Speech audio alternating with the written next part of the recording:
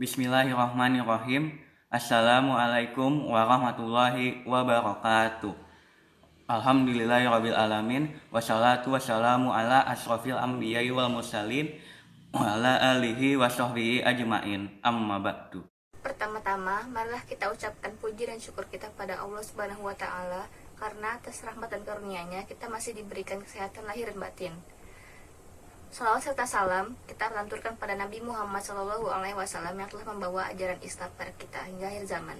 Kalian tahu kan sekarang itu bulan apa? Bener banget, sekarang itu bulan Ramadan. Dan aku yakin kalian paham kok apa yang harus kita lakukan di bulan Ramadan ini. Ya kan? Teman-teman, kita tahu nih hal yang wajib kita lakuin di bulan Ramadan kayak gini yaitu puasa. Di sini teman-teman pada masih puasa kan? Nah, selain nahan lapar dan aus, kita juga harus masih ini teman-teman. Kalau puasa yang kita lakuin itu sah.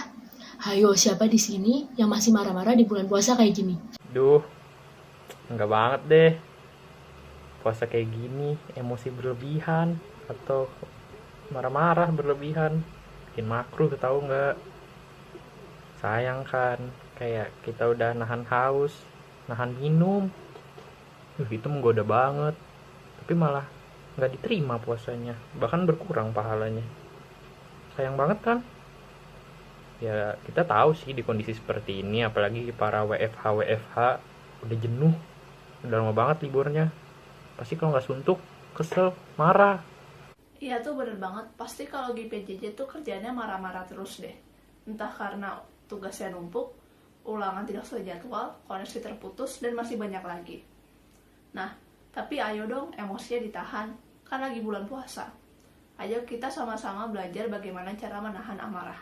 Nah, pada dasarnya, di Al-Quran sudah secara jelas dan terang-terangan menyerukan kepada umat Islam untuk menahan amarahnya. Selain itu, Al-Quran juga menyerukan kepada kita untuk saling memaafkan. Hal ini bertujuan untuk kebaikan umat Islam itu sendiri. Namun, bukan hanya di bulan Ramadan, jikalau bisa, kita harus bisa menahan amarah di bulan lain-lainnya juga. Kenapa sih kita harus belajar menahan amarah? Karena salah satu senjata setan untuk membinasakan manusia adalah dengan marah. Dengan cara ini, setan bisa dengan mudah mengendalikan kita. Karena marah, seseorang bisa dengan mudah mengatakan kalimat kekafiran, mencaci habis, berkata kasar, ataupun menggugat takdir. Nah, karena pula manusia bisa merusak apapun yang di sekitarnya. Misalnya, lempar gelas, banting piring, mukul sana sini, bahkan ngelakuin tindak kekerasan. Permasalahannya pun gak sampai di situ juga. Ada yang namanya balas dendam dari pihak dimarahi. Bisa dibayangkan tuh, berapa banyak hal kerusakan yang dialami oleh marah.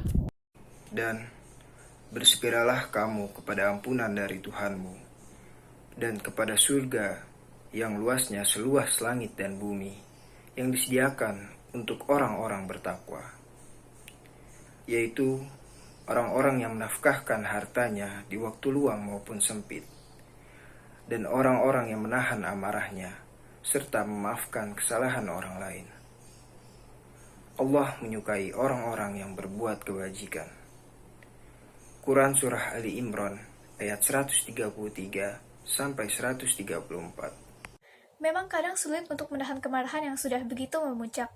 Namun, ayat di atas memberikan petunjuk cara melakukannya.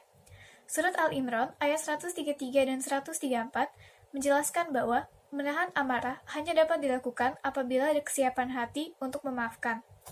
Demikian juga sebaliknya, seseorang yang mudah memaafkan kesalahan orang lain akan menjadi penyebab dirinya tak mudah melampiaskan amarah. La taghdab walakal jannah. Jangan kau marah dan bagimu surga. Hadis riwayat Tabrani. Tuh, dengerin, mau masuk surga nggak? Makanya, yuk kita sama-sama belajar cara menahan amarah. Mumpung lagi bulan puasa, kan tempatnya kita belajar ilmu-ilmu baru. Memang ringan buat bilang jangan marah, tapi praktek di lapangan itu banyak hambatannya. Walaupun menahan amarah sangat sulit dilakukan, namun jika kita berhasil mengamalkannya, tidak tanggung-tanggung, kita akan mendapatkan surga sebagai balasannya. Duh, ya cukup teorinya. Langsung jelasin aja deh cara pastinya untuk menahan emosi. Yang aku tahu cuma satu, katanya disuruh baca ta'awuz dan berzikir. Sumber terjadinya amarah disebabkan oleh setan Maka dengan begitu mohon perlindungan kepada Allah SWT agar terhindar dari godaan setan. Caranya yaitu banyak baca taus. Ada yang tahu cara lain selain itu? Banyak cara untuk menahan amarah, salah satunya dengan cara berwudu. Kenapa berwudu? Karena ketika kita sudah selesai berwudu, maka tubuh dan hati kita akan terasa suci kembali. Rasulullah pernah bersabda, sesungguhnya marah itu dari setan, dan setan itu diciptakan dari api. Nah, dan api bisa dipadamkan dengan air. Apabila kalian marah, hendaknya dia berwudu. Hadis riwayat Ahmad dan Abu Daud. Salat sunnah juga bisa digunakan untuk menahan emosi. Teman-teman, dalam sebuah hadis dikatakan bahwa amarah adalah bagaikan sebuah bara api yang berada di dalam hati manusia. Maka orang sedang merasakan atau melakukan hal tersebut, hendaknya bagi orang marah untuk meletakkan pipinya dengan sujud. Apalagi di bulan Ramadan ini tentunya baik banget teman-teman untuk memperbanyak amalan sholat sunnah. Cara menahan amarah yang selanjutnya adalah dengan diam dan jaga ucapan. Kadangkala seseorang yang lagi marah tanpa sadar mengeluarkan kata-kata umpatan, kata-kata kasar, kata-kata kotor, dan itu semua bisa mengundang murka Allah. Oleh karena itu, cara mengatasinya yaitu dengan diam. Diam juga merupakan tips paling ampuh untuk menahan amarah. Dengan begitu, kita akan terhindar dari dosa-dosa besar. Selain itu, jaga omongan baik-baik. Jangan sampai omongan yang kita lontarkan malah nantinya akan menjerumuskan kita ke neraka. Selain itu, amarah juga dapat diredakan dengan cara mengambil posisi yang lebih rendah atau duduk. Seseorang yang sedang marah cenderung berada pada posisi yang lebih tinggi atau berdiri, sehingga mereka akan melampiaskan amarahnya dengan cara yang tidak baik, seperti memukul atau sebagainya. Sedangkan, seseorang yang sedang marah yang berada pada posisi lebih rendah atau sedang duduk akan sulit untuk melakukan hal tersebut, sehingga orang yang sedang marah berada pada posisi yang lebih rendah akan cenderung lebih memilih tidur untuk meluapkan amarahnya. Rasulullah SAW pun memberitakan kita untuk duduk, agar orang yang sedang berdiri tidak melampiaskan amarahnya. Jika terjadi, maka orang tersebut akan menyesali perbuatan yang disebabkan oleh amarah itu. Rasulullah SAW bersabda, apabila seseorang sedang marah dan dia sedang dalam posisi berdiri, hendaknya dia mengambil posisi duduk, karena dengan itu marahnya bisa hilang. Namun apabila belum juga hilang, hendaknya mengambil posisi tidur. Yang terakhir, kita bisa menghilangkan amarah kita dengan cara berdoa. Doa merupakan cara terbaik untuk meminta permohonan kepada Allah. Mintalah ridho kepada Allah ketika kita sedang marah. Ya Allah, kami mohon kepadamu kalimat hak ketika ridho dan marah.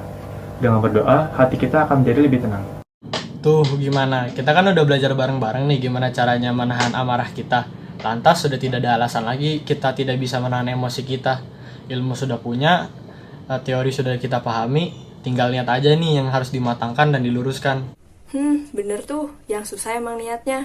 Yuk semuanya kita sama-sama kuatin iman kita untuk selalu istiqomah dalam menahan amarah. Pokoknya jangan sampai kelepasan deh supaya hubungan kita sama manusia selalu terjaga. Gak ada deh yang namanya marah-marahan atau musuh-musuhan. Nah, bener banget teman-teman. Di bulan Ramadan seperti saat ini, pastinya kita bersama-sama untuk berpuasa dan berlomba-lomba untuk mencari kebaikan, bukan? Puasa bukan hanya sekedar menahan lapar dan haus, tetapi puasa juga melatih diri kita untuk menahan emosi kita. Sayang banget kan kalau kita udah capek-capek berpuasa dan menjalankan segala amal ibadah, tetapi semuanya jadi sia-sia lantaran kita yang tidak bisa menahan emosi kita. Untuk itu, kita sebagai muslim yang baik harus bisa menahan amarah dan emosi kita, agar hidup kita menjadi lebih tenang, nyaman, dan sejahtera. Apalagi di bulan puasa seperti saat ini, daripada kita marah-marah dan tidak mendapatkan manfaat apapun, lebih baik kita meningkatkan kualitas ibadah kita agar kita dapat menjadi muslim yang lebih taat dan dirahmati oleh Allah Subhanahu wa Ta'ala. Amin ya Rabbal Alamin. Sekian, wassalamualaikum warahmatullahi wabarakatuh.